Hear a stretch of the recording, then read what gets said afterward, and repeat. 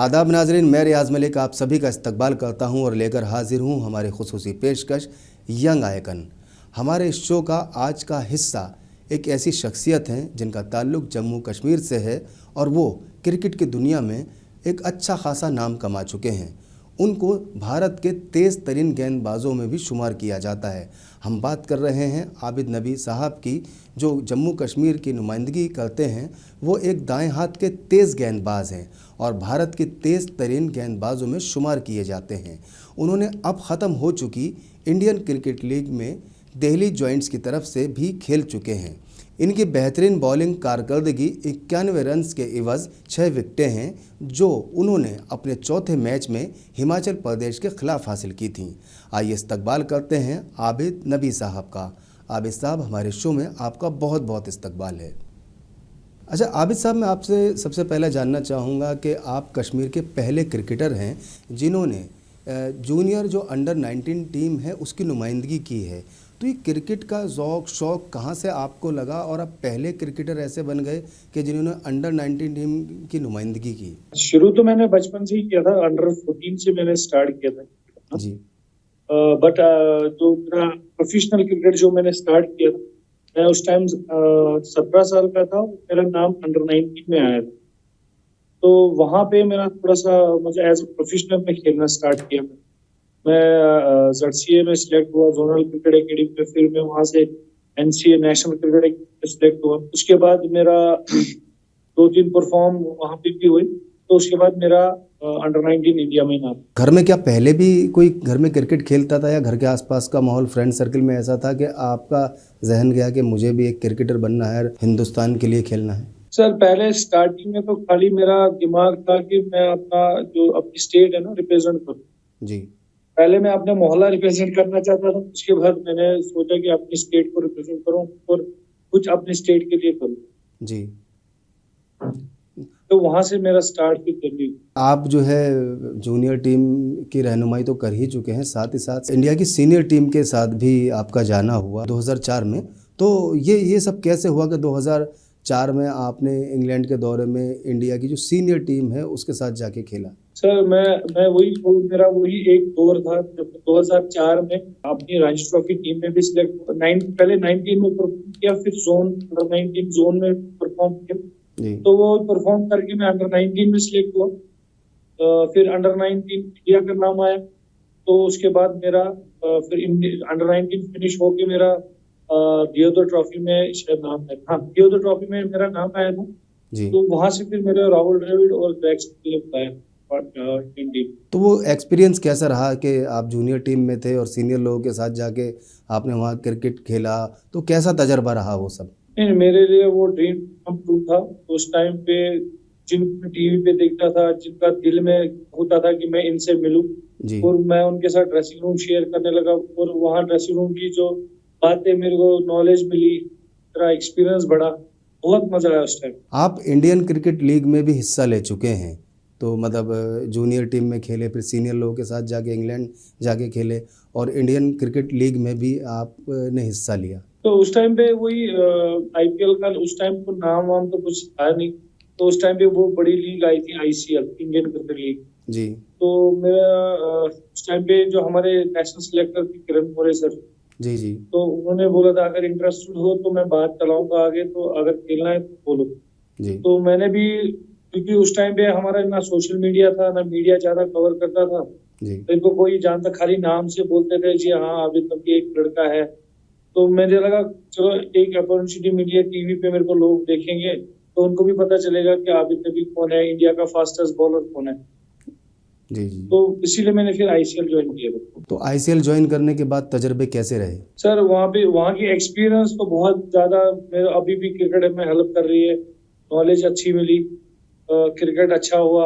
और थोड़ा सा ये बोलते ना कि बदकिस्मती थी कि उसको BCCI ने ICL बैन कर दिया था, तो उसके बाद मेरी एक साल की बैन थी। इंडिया में जगह जगह टैलेंट की कमी नहीं है, ख़ासकर अगर हम कश्मीर की बात करें, कश्मीर का जो नौजवान है, कश्मीर की जो नई पीढ़ी है, पुराने कश्मीर के जो चीज़ें थी उससे बाहर निकल के क्या अब आगे बढ़ना चाहता है, आगे करना चाहता है, और उसके लिए आगे बढ़ने के ये जो मौके हैं, क्या कहीं कोई रुकावट का सामना भी करना पड़ता है नौजवान को? सर अभी तो रुकावट यही है कि जो हमारी जेकेसी है वो हमारे यूथ को मतलब अपना क्रिकेट खेलने नहीं देती है। जी, जी। जो ही कोई लड़का अच्छा निकलता है वो अब लीग्स यहाँ पे होती है, वो खेलना चाहती है, उनको बैन कर देते हैं, नहीं जी आप नहीं खेल सकते। जी, जेकेसी खुद भी क्रिकेट नहीं खिला रही है लोकल्स को, तो लोकल टैलेंट के, और हमारा टैलेंट इतना अच्छा है। आपने तो अभी जो हमारे जो टॉप लड़के हैं वो परफॉर्म कर रहे हैं, इंडियन टीम को दरवाजा ठोक रहे हैं कि हमें खिलाओ। जी, तो आप देखो हमारा फ्यूचर कैसा आ रहा है, जी। मगर उनको जब खिला ही नहीं रहे, पूरा साल मैच ही नहीं मिल रहे, तो वो कैसे हमारा फ्यूचर कैसे ग्रूम होगा।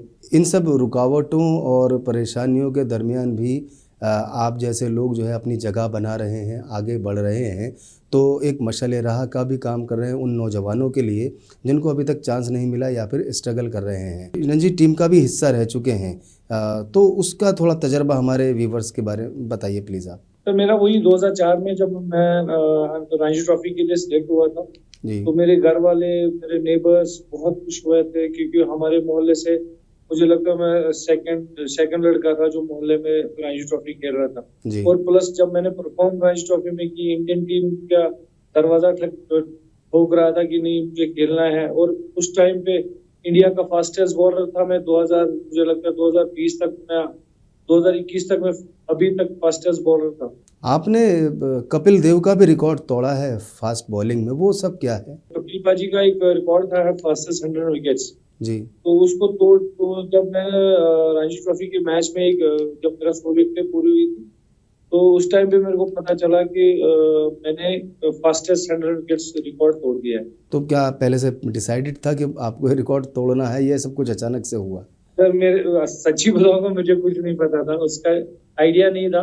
जब मेरे को पता चला तो बड़ा खुश हुआ था, और बड़े जो हमारे प्लेयर्स थे, सीनियर्स थे, उन्होंने बड़ा अप्रिशिएट किया, क्योंकि ये एक माइलस्टोन होता है। माइलस्टोन तो काम था ही आपका, क्योंकि कपिल देव जैसी एक अजीम शख्सियत और क्रिकेट में इंटरनेशनल लेवल पे इतना बड़ा नाम, और उनका कोई रिकॉर्ड तो उनके बहुत सारे हैं, लेकिन उनका कोई रिकॉर्ड एक नौजवान तोड़ दे, ये अपने आप में वाकई बहुत बड़ी बात है। कभी इसके लिए आपके घर वाले, पड़ोस, आपके रिश्तेदार, दोस्त अहबाबों ने आपको किस तरह से इस मामले में मुबारकबाद दी?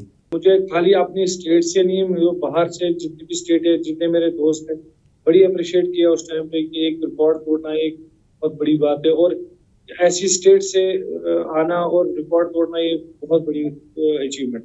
अच्छा, आपने दिलीप ट्रॉफ़ी भी और कई और ट्रॉफ़ी में हिस्सा लिया है। ख़ासकर अगर मैं दिलीप ट्रॉफ़ी की बात करूं, तो दिलीप ट्रॉफ़ी में आपका तजर्बा कैसा रहा? जो पिछले उससे पहले मैचेस आपने खेले थे, और दिलीप ट्रॉफ़ी में जो आपको तजर्बा हासिल हुआ, वहाँ खेलने में मज़ा कितना आया?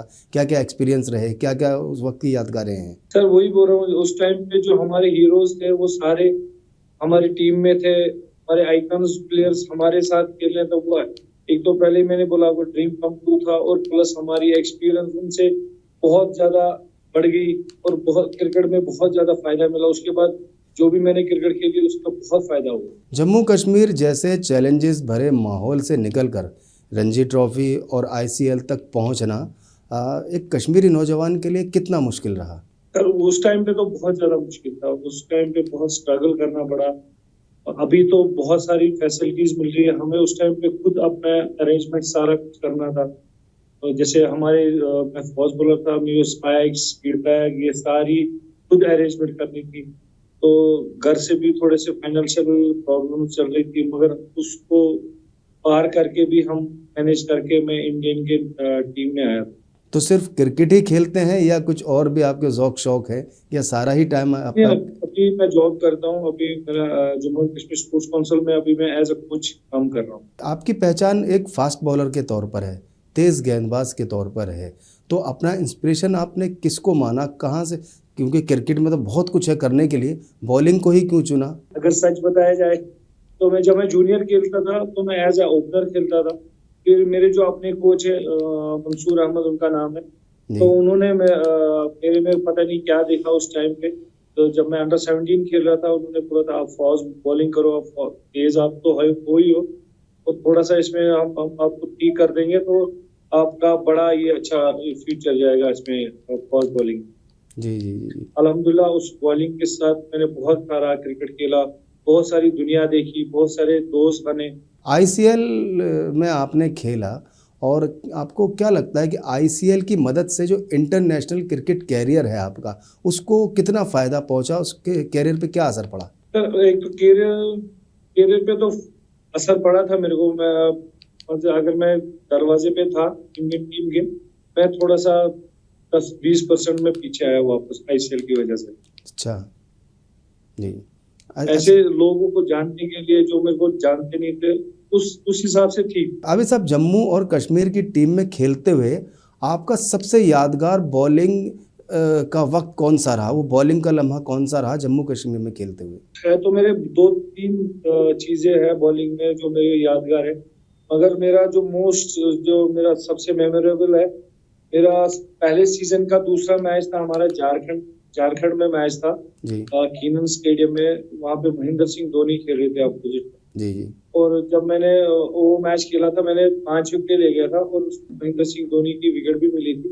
वो मेरा सबसे बड़ा मेमोरियल मोमेंट था रणजी ट्रॉफी। बतौर ऑलराउंडर, आप ऑलराउंडर के तौर पे भी आपको जाना जाता है, तेज़ गेंदबाज हैं ये तो सब जानते ही हैं, लेकिन ऑलराउंडर भी हैं। तो इस ऑलराउंडर होते हुए आप बैटिंग में अपने आप को ज़्यादा मानते हैं या फिर बॉलर अपने आप को ज़्यादा मानते हैं, अपनी बैटिंग को ज़्यादा? तो जब मैंने स्टार्ट किया था तो पहले तो मैं बैट्समैन था जी। फिर सर ने चेंज करके फिर बॉलर बना दिया था, तो मैं फिर बॉलिंग पे ही ज्यादा ध्यान देता था। जी बैटिंग जब आती थी बस वही मारदार जो बॉलर खेलता है। जी। फिर जब मैं 2010 की 12 में मैंने फिर से बैटिंग पे थोड़ा ध्यान दिया, फिर बैटिंग और बॉलिंग दोनों में मिक्स करता था। और शुक्र अल्हम्दुलिल्लाह जो भी सोचता था, जिस पे मेहनत करता था, शुक्र अल्हम्दुलिल्लाह अल्लाह भी साथ देता था। और शुक्र अल्लाह का अभी कश्मीर में टॉप ऑलराउंडर में गिना जाता है। तेज़ गेंदबाज जो होते हैं अक्सर उनको चोट लगने का भी खतरा रहता है, क्योंकि सारी ताकत कंधे पे आती है, सारा प्रेशर कंधे पर आता है, एल्बो पे आता है, कभी हाथ मतलब मोच आ जाती है, कभी मसल्स फट जाते हैं, कई तरह के ख़तरे रहते हैं। तो ये इन चैलेंजेस को आप कैसे कंट्रोल करते हैं, किन बातों का ख्याल रखते हैं? शुक्र अल्हम्दुलिल्लाह पहले सबसे बड़ी चीज़ है मैं कभी इंजर्ड हुआ नहीं। जी। ये शुक्र अल्हम्दुलिल्लाह ये ऊपर वाले की मेहर है कि मैं कभी इंजर्ड हुआ नहीं।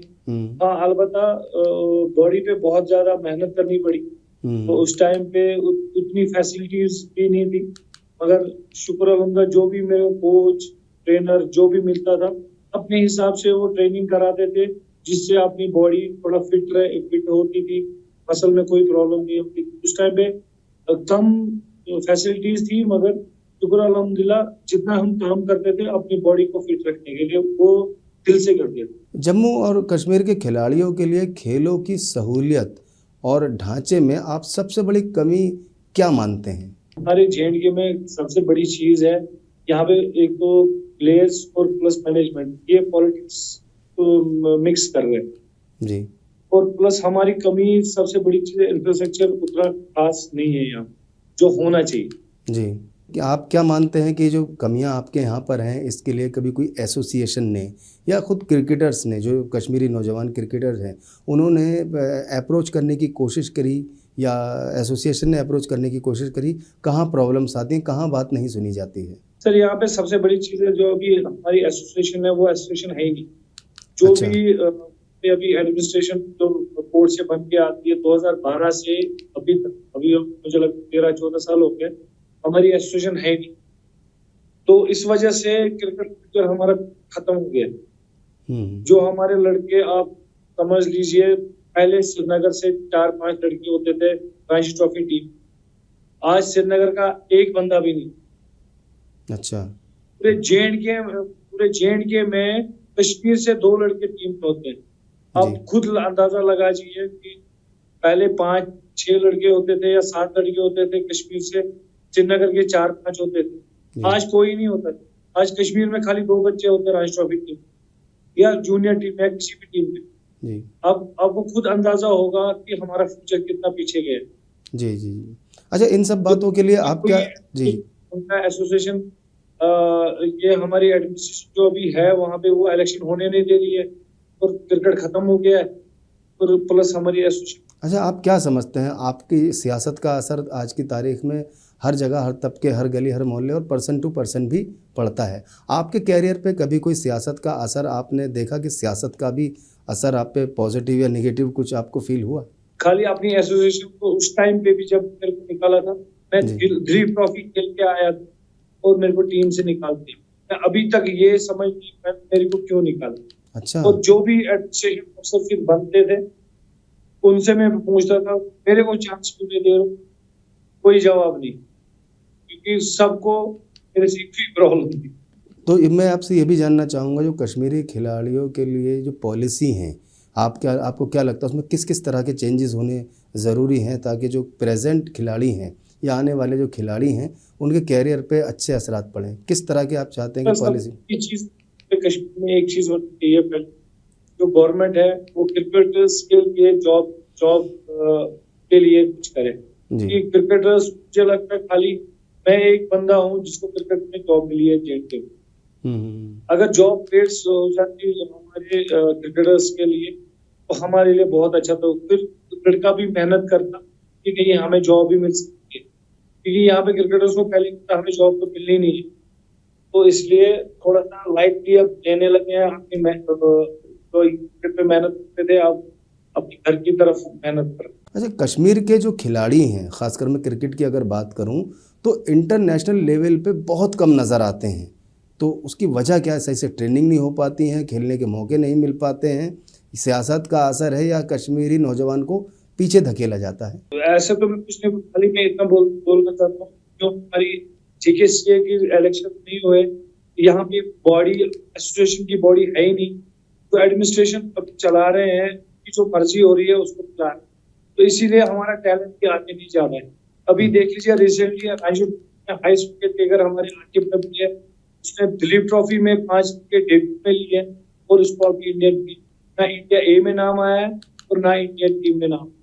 अच्छा, अगर मुझे लगता किसी और स्टेट से होते या हम बाहर के तो बोल ही नहीं सकते, जब हमारी एसोसिएशन जो हमारे एडमिनिस्ट्रेशन अफसर्स है वो जब बात ही नहीं कर रहे हैं आगे, तो सिलेक्ट कश्मीर में हाईएस्ट विकेट अभी में आना ये छोटी सी अचीवमेंट नहीं है, बहुत बड़ी अचीवमेंट। आपकी जो खिदमत हैं, आपके जो अचीवमेंट्स हैं, वो जाहिर सी बात है कि हम आपका आज जो इंटरव्यू कर रहे हैं, आपसे जो बात कर रहे हैं यंग आइकन, बतौर यंग आइकन के, तो आपकी खिदमत बहुत ज़्यादा है, आपकी स्ट्रगल बहुत ज़्यादा है और कई सारे रिकॉर्ड भी आपके नाम हैं, यही वजह है। और आप खुद कश्मीर से हैं, कश्मीर के नौजवान हैं, परेशानियां सब जगह हैं, रास्ते सबको बनाने पड़ते हैं, लेकिन मैं फिर भी जानना चाहूँगा, क्या जो नौजवान हैं, आज का जो नौजवान है कश्मीर का, क्या आज भी कहीं ना कहीं इधर उधर दिमाग रखता है या फिर सब अपने अपने रास्ते, अपने फ्यूचर कैरियर को लेकर आज जो है पॉजिटिव है कि नहीं हमें इस तरफ चलना है?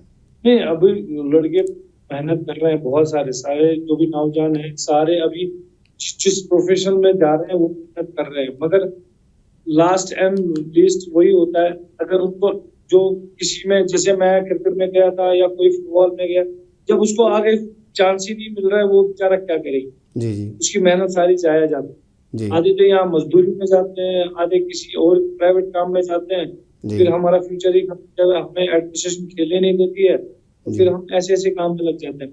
अच्छा, मैं आपसे ये भी जानना चाहूँगा कि आप अपने आप को अगले 4-5 सालों में कहाँ देखते हैं? जो आपकी मेहनत है, स्ट्रगल है, अपने आप को कहाँ देखना चाहते हैं?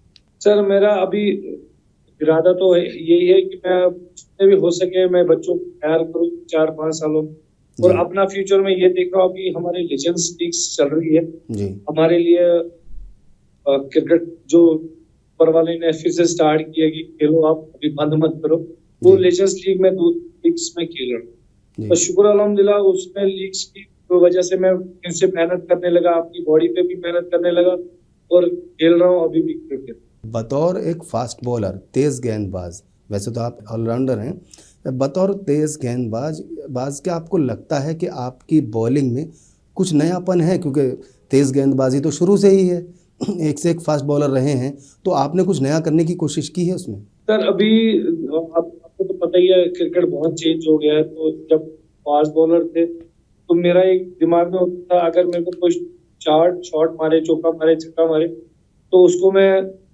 या इंजर्ड करूं या उसकी विकेट तोड़ूं, ये हमारा पहले एम होता था। अब हमारी थोड़ी एज की वजह से स्पीड कम हो गई है, तो उतना तो हम कर नहीं सकते।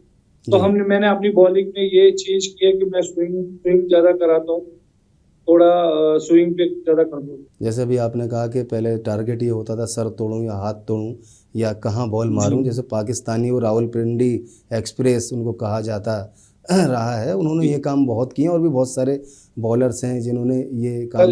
जी, इसका एक वाक्य मैं बताना चाहता हूँ। शोएब अख्तर और हमारे उस टाइम पे मेरा भी नाम खड़ा था, जब मैं बोर्ड प्रेसिडेंट 11 मैच खेला था बॉम्बे में इंग्लैंड के अगेंस्ट, तो मेरा नाम भी पड़ा था सेकंड वकार यूनिट्स ऑफ इंडिया जी। तो उस टाइम पे भी मैं वही करता था, या तोड़ता था या मैं सिर तोड़ता था। और सबसे बड़ी चीज शोएब अख्तर का जो रनअप था, उनकी 39 यार्ड्स अब थी और मेरी 41। अच्छा, आप जो पुराना क्रिकेट था, पुराने कपिल देव और सुनील गावस्कर या वकार यूनिस वगैरह, इस दौर के जो क्रिकेटर थे, उस दौर का जो क्रिकेट था, आपको क्या महसूस होता? आज के क्रिकेटर्स को ज़्यादा आज़ादी और मौके ज़्यादा हासिल हैं या उन लोगों को आज़ादी या उनके पास मौके ज़्यादा थे? सर, आज़ादी तो अभी है, पहले उतनी नहीं थी। मगर एक चीज़ है, पहले जो क्रिकेट था वो क्रिकेट था, आज का क्रिकेट है वो एंजॉयमेंट।